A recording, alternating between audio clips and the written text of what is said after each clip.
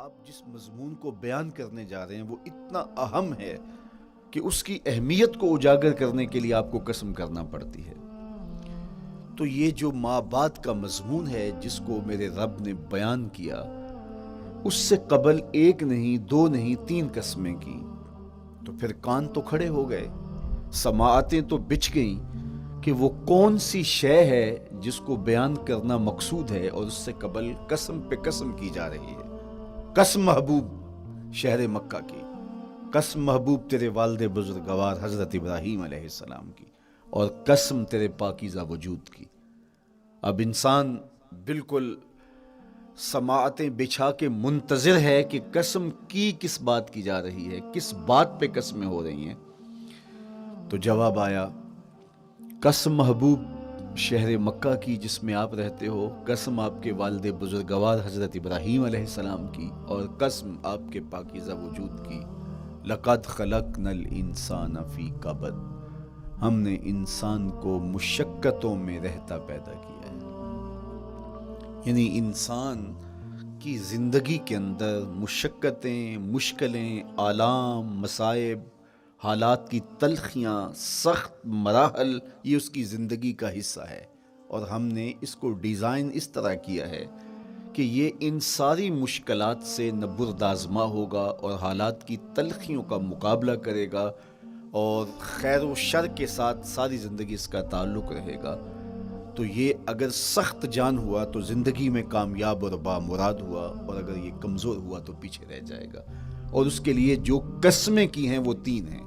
قسم کا اور جواب قسم کا تعلق ہوتا ہے، یعنی جس پہ قسم کی جا رہی ہے تو جو قسم کی جا رہی ہے اس کا کوئی آپس میں تعلق ہوگا۔ جب پھولوں کا ذکر کریں گے تو پھر اس کے متعلقات ہی بعد میں بیان کریں گے۔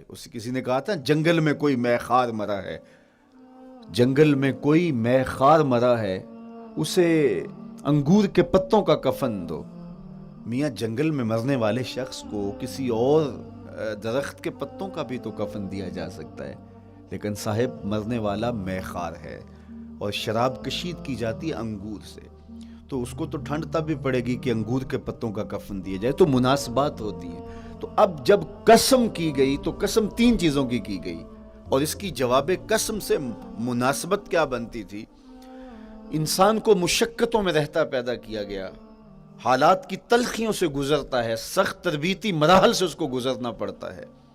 تو اس چیز کو بیان کرنے سے قبل 3 قسمیں کی گئی۔ پہلی قسم میرے حضور کے پاکیزہ شہر کی، مکہ المکرمہ کی، اس لیے کہ مکہ المکرمہ میں دیکھ لیجئے کہ صحابہ اور حضور کے ماننے والوں نے کیسے تلخ زندگی کاٹی۔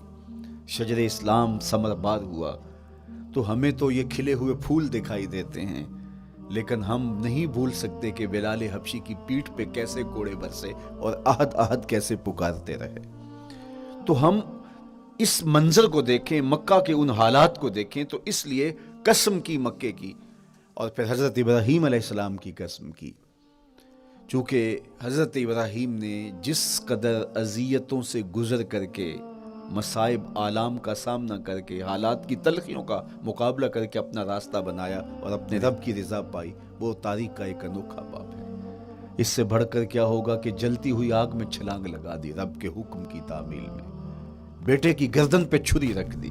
یہ تماشا لب بام نہیں تھا، منا کی وادی میں وہ انوکھا واقعہ رقم ہوا کہ آج بھی تاریخ انگشت بدندہ ہے کیا ایک باپ، اور وہ اس بیٹے کو ذبح کرنے کے لیے آمادہ ہو گیا جو اس کی آنکھوں کا نور ہے اور دل کا قرار ہے، رب سے مانگ مانگ کے لیا، لیکن تعمیل ارشاد میں اس بیٹے کی گردن پہ چھری رکھنے کے لیے باپ تیار ہو جاتا ہے اور اس کو ذبح کرنے کے لیے آمادہ ہو جاتا ہے، حتیٰ کہ بیٹے کو لٹا لیتا ہے، اور ہاتھ میں چھری پکڑ کے بیٹے کی گردن پہ رکھ کے پوری ہمت کے ساتھ جب چھری چلاتا ہے تو آواز آتی ہے، فلما اسلم وتلہ للجبین ونادیناہ ان یا ابراہیم قد صدقت الرؤیا انا کذالک نجزی المحسنین۔ ابراہیم بس کرو، تم نے واقعی خواب پورا کر دکھایا۔ اپنی بیوی کو، اپنے نو مولود بچے کو وادی غیر ذی زرع میں چھوڑ آنا، جہاں کچھ بھی میسر نہیں تھا، یہاں آپ کو آپ کے ماں باپ چھوڑ کے جاتے ہیں، ایک خوبصورت آسودہ ماحول ہے، اور آپ کو جس مقصد کے لیے چھوڑ کے جا رہے ہیں تو وہ مقصد بھی آپ کی اور ان کے پیش نظر ہے، لیکن اس کے باوجود بھی جو ہے وہ آنکھیں نم ہو جاتی ہوں گی کہ ہم اپنی اولاد کو یہاں چھوڑ کے جا رہے ہیں، جبکہ ایک محفوظ پناہ گاہ میں آپ کو چھوڑ کے گئے۔ آپ کی تربیت کرنے والا ایک جو ہے وہ توانا طبقہ اور ایک توانا جو ہے وہ سٹاف موجود ہے جو آپ کی فکری، ذہنی، بدنی تربیت کے لیے کوشاں ہیں، لیکن اس کے باوجود بھی والدین محسوس کرتے ہیں لیکن اپنے نو مولود بچے کو وہاں چھوڑ کے جانا جہاں آب و دانہ بھی میسر نہیں تھا۔ مورخ اسلام فی جلندری نے اس وادی کا نقشہ کھینچتے ہوئے کہا، وہ وادی جس میں وحشت بھی قدم رکھتی تھی ڈر ڈر کے، جہاں پھرتے تھے آوارہ تھپیڑے بادے سر سر کے، جہاں پر گھاس اگتی تھی جہاں نہ پھول کھلتے تھے، مگر وہ سرزمیں تھی آسماں بھی جھک کے ملتے تھے۔ تو اس وادی میں چھوڑ کے آنا، حضرت ابراہیم نے جو امتحانات دیے، اس لیے ان کی قسم کی، چونکہ جواب قسم کا تعلق بنتا ہے تو قسم ابراہیم کے پاکیزہ وجود کی کہ جنہوں نے دکھ سہے، تکالیف آلام گوارا کی، لیکن پائے ثبات میں لغزش نہیں آنے دی۔ تیسری قسم میرے حضور کے پاکیزہ وجود کی فرمایا جتنے دکھ مجھے دیے گئے، جتنی اذیتیں مجھے پہنچائی گئیں، اتنی کسی کو نہیں دی گئی۔ پیدا ہوئے تو حضور کے باپ کا سایہ سر پہ نہیں تھا، پھر اس کے بعد حضور مختلف مراحل سے گزرے۔ 6 سال کی عمر میں ماں کا انتقال ہو گیا۔ جب راہ حق میں لوگوں کو دعوت رشد و ہدایت دینے نکلے تو جو لوگوں کے رویے تھے اور جو اذیتیں لوگوں نے پہنچائیں وہ ایک الگ باب ہے۔ مکے کی گلیوں سے لے کے طائف کے بازاروں تک جن اذیتوں سے میرے حضور گزرے، ام المومنین سیدہ عائشہ رضی اللہ تعالیٰ عنہ فرماتی ہیں، ایک دن حضور کی بارگاہ میں حاضری تھی تو ہم نے عرض کیا، حضور کیا احد کے دن سے سخت دن بھی زندگی میں کبھی گزرا ہے؟ صحابہ کی نظر میں اس دن سے سخت دن کبھی زندگی میں نہیں آیا، اس لیے کہ جب 70 صحابہ کی لاشیں پڑی تھیں، حضور کے چچا حضرت امیر حمزہ شہید کر دیے گئے، اور نہ صرف انہیں شہید کیا گیا، ان کا مسئلہ کیا گیا، اعضائے بدنیاں کاٹ دیے گئے، ناک کاٹ لی گئی، زبان کاٹ لی گئی، بدن چیر کے کلیجہ نکالا گیا، اور پھر ان اعضاء کا ہار پرویا گیا، اور ہندا نے گلے میں ڈال کے رقص کیا، آنکھوں میں نیزے چبھوئے گئے۔ تو یہ دردناک دن تھا۔ تو حضور کے سر انور پہ سفید رنگ کی پٹی بندھی تھی اور چشمان رحمت میں آنسو تھے، اور بار بار فرماتے تھے، ما فعل امی، میرے چچا کی کہانی سناؤ۔ تو یہ دردناک دن تھا جو صحابہ نے اپنی آنکھوں سے دیکھا۔ تو انہوں نے کہا، حضور کیا احد کے دن سے سخت دن بھی کبھی زندگی میں آیا؟ ان کا خیال تھا کہ حضور فرمائیں گے ہاں یہ میرا زندگی کا مشکل ترین اور سخت ترین دن تھا، لیکن حضور نے فرمایا، ہاں عائشہ، جب طائف کے بازاروں میں تیری قوم نے مجھے پتھر مارے تو یہ دن احد کے دن سے بھی سخت تھا۔ حضور ان کے 3 سرداروں کے پاس پیغام حق لے کے گئے، لیکن انہوں نے آگے سے جو رویہ اختیار کیا وہ اتنا اذیت ناک تھا۔ حضور نے فرمایا کہ ٹھیک ہے، میں تمہاری خیر خواہی کا جذبہ لے کے تمہارے تک پہنچا ہوں، تم نے میری دعوت کو قبول نہیں کیا، تمہاری مرضی، تمہارا مقصوم، چلو اب یہ بات میرے اور تمہارے درمیان رہنی چاہیے، اس بات کو راز رہنا چاہیے، اہل مکہ تک یہ بات نہ پہنچے۔ انہوں نے کہا، ہم کیوں راز رکھیں، بلکہ اوباشوں کے ہاتھ میں پتھر دے دیے، اور حضور جب واپس ہونے لگے تو وہ حضور کے پاؤں پہ سنگزنی کرتے، حضور اپنا ایک پاؤں اٹھاتے تو دوسرے پاؤں پہ مارتے، شدت درد اور احساس کرب سے حضور بیٹھ جاتے تو ان کے غنڈے دائیں بائیں سے بڑھتے اور کندھوں سے پکڑ کے حضور کو اٹھاتے اور مشق سنگزنی کرتے، نالین خون سے بھر گئے، لخت لخت زخمی ہوا۔ اللہ اکبر، کیا دردناک لمحے تھے، کیا تکلیف بری گھڑیاں تھی۔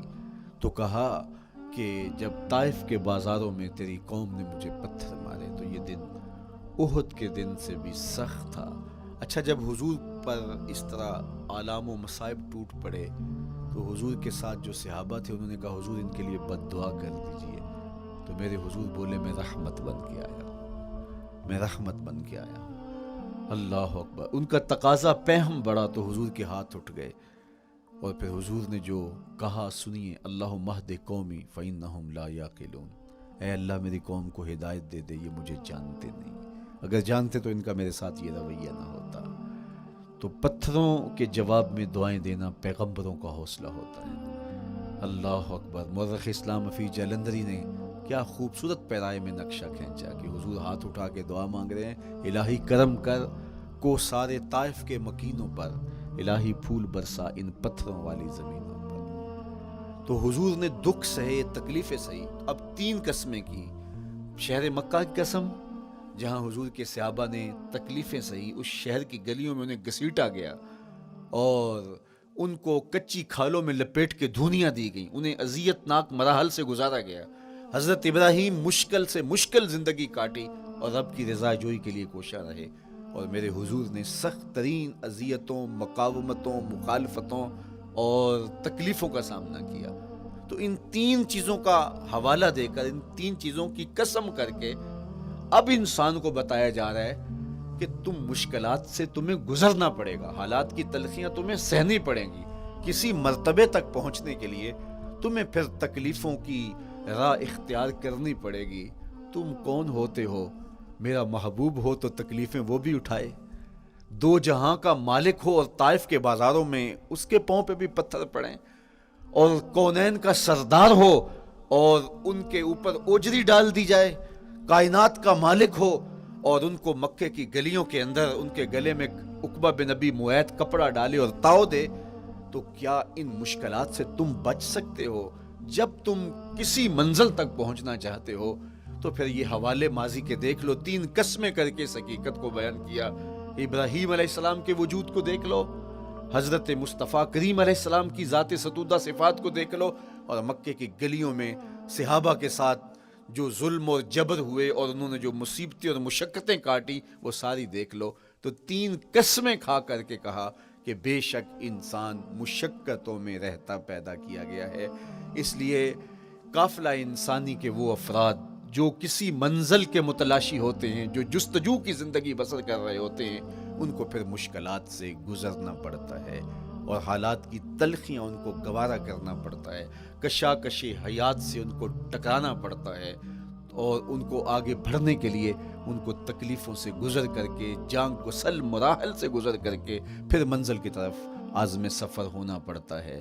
کیا میں نے اس خاکدان سے کنارہ، جہاں رزق کا نام ہے آب و دانہ، پلٹنا جھپٹنا جھپٹ کر پلٹنا، لہو گرم رکھنے کا ہے ایک بہانہ، پرندوں کی دنیا کا درویش ہوں میں کہ شاہی بناتا نہیں آشیان۔ تو زندگی مشکل مراحل سے گزر جانے کا نام ہے۔ اقبال نے کہا تھا ہے شباب اپنے لہو کی آگ میں جلنے کا نام۔ یہ زندگی آسان نہیں ہے، یہ حالات کی تلخیوں کا مقابلہ کرنے کا نام ہے، یہ ضبط نفس کا نام ہے، یہ اپنے من کی تربیت کا نام ہے۔ حضرت امام رازی سائت کریمہ کے تحت لکھتے ہیں کہ جب بچہ شکم مادر میں ہوتا ہے تو وہ 3 پردوں میں ہوتا ہے، ایک جھلی کا پردہ، ایک رحم مادر کا پردہ اور ایک پیٹ کا پردہ۔ تو 3 پردوں میں وہ بیچارہ بڑی عجیب سی حالت میں ہوتا ہے۔ یہ اس کا پہلا مرحلہ ہے تخلیق کے بعد، اس کے بعد پیدائش کا دوسرا مرحلہ ہے، یہ زچہ بچہ دونوں کے لیے موت و حیات کے مرحلے ہوتے ہیں۔ اس کے بعد وہ پیدا ہوا، اس دنیا پہ آیا، تو اس کی مشکل کیا ہے؟ زبان ہے، بولنا نہیں جانتا، دیکھتا ہے پہچان نہیں سکتا، سنتا ہے سمجھ نہیں سکتا، ہاتھ ہیں پکڑ نہیں سکتا، ٹانگیں ہیں چل نہیں سکتا۔ کتنی مشکل بن گئی، یہ سب کچھ چیزیں ہونے کے باوجود بھی وہ بے بس دکھائی دیتا ہے، اس کو دودھ مانگنے کے لیے بھی رونا پڑتا ہے۔ تو یہ ایک مرحلہ تھا۔ پھر آہستہ آہستہ اس نے بولنا سیکھا، ایک ایک حرف کر کے، لفظ لفظ جوڑ کے وہ جملے مکمل کرتا رہا۔ آج تو زبان کا طوطی بولتا ہے، آج تو بات کریں تو جو ہے وہ ماحول تھم جاتا ہے، لیکن انسان ذرا پلٹ کے آغوش مادر میں تیری ماں نے ایک ایک حرف تجھے سکھایا تھا، ایک ایک لفظ تجھے سکھایا تھا، لفظ لفظ کر کے، حرف حرف کر کے جملے بنے، اور آج تیری گفتار کی شوخی کے تذکرے زمانے میں ہیں، تو پھر تجھے بولنا سکھایا، تو چل نہیں سکتا تھا، آج تیری جو ہے وہ جولانیاں دیکھنے والی ہیں، تیری رفتار کو کوئی چھو نہیں سکتا ہے، تیری آنکھوں کی بجلیاں آج عقابوں سے بڑھ کر ہیں، آج تیرے کانوں کے اندر نغموں کا جہاں آباد ہے، آج تیرے ہاتھوں کی گرفت کہ آگے شیر غراں بھی ہو تو وہ بھی بے بس ہو جاتا ہے، لیکن دیکھ تو کتنا مجبور تھا۔ اچھا چلو وہاں سے آگے آئے پھر زندگی کو سیکھنا پڑتا ہے، آداب سیکھنے پڑتے ہیں، کس سے کیا بات کرنی ہے سیکھنا پڑتا ہے، آگے بڑھے، جوانی کی دہلیز پہ پہنچے۔ جوانی انسان کی زندگی کا باقپن ہوتا ہے، عروج ہوتا ہے، اللہ اکبر۔ لیکن جوانی کو تقدس معاب رکھ کے منزل تک پہنچانا یہ سب سے مشکل مرحلہ ہوتا ہے، چونکہ جذبات بے قابو ہیں، خواہشیں آوارہ ہیں، اور تا حد نظر نظارے ہی نظارے جو دل کو کھینچتے ہیں۔ اب اپنے تقدس کو جو شخص محفوظ رکھے، کائنات میں سب سے قیمتی جوہر حضرت انسان کا اس کی عصمت کا جوہر ہے، اور سب سے حسین چہرہ وہ ہے جو جنسی کالک سے اپنے آپ کو بچا لے۔